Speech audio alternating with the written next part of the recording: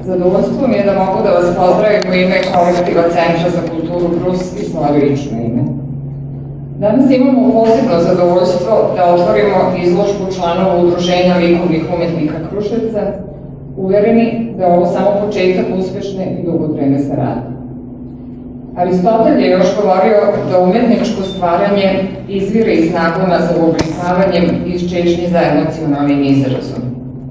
Po svojoj suštini, umetnost je podržavanje stvarnosti, ali težnja umetnosti nije podržavanje spoljne pojave stvari, nego njihovog unutarnjeg smisla, jer se u njemu sastoji njihova realnost. Zato posebno pozdravljam izlagače kao ljude privilegovane i posebno obdarene koji mogu i uspevaju da otkriju unutarnji smisao stvari i da svoje otkriće kroz emocionalni izraz nesebično podele s drugima.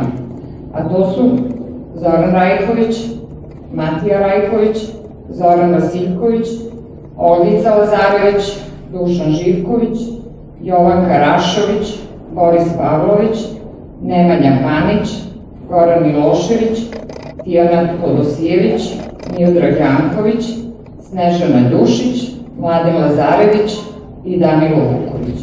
Kroz rad umetnika i radnika u kulturi stvaraju se uslovi za kulturne aktivnosti koje mogu biti jedan od najjačih potencijala zemlje. U nadi da ćemo živeti u takvom društvu, proglašavam izložbu otvoreno. Slikarstvo je jače od slikara. Ono ga tera da radi šta god poželi. Slikajući, on vodi dnevnik. Zapisat će da je slikarstvo zanat slepca, koji ne slika ono što vidi, nego ono što osjeća. Ono što sam sebi kaže o onome što je video. Ono je eliminacija nepotrebnog. Slikarstvo je čudo i uvek je zagonetka. Da nije tako davno bi nestalo. Beskreno i neuhvatljivo kao ravnica.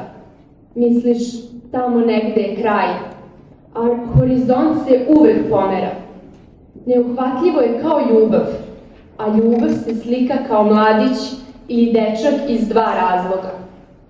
Jedan je što lik starca tome ne odgovara, a drugi što ljubav čini da je čovek lakomislen i lakše podnosi taj osjećaj, gotovo kao dečaci. Da Vinci, Picasso, Degas, Orhan Pamuk, Giordano Bruno, Milan Konjović otvorili su za vas večeras ovu izložbu. Želimo da neke naredne izložbe otvaraju i vaše reči. I naravno, želimo vam da nikada ne znate šta radite, jer tada najbolje stvarate.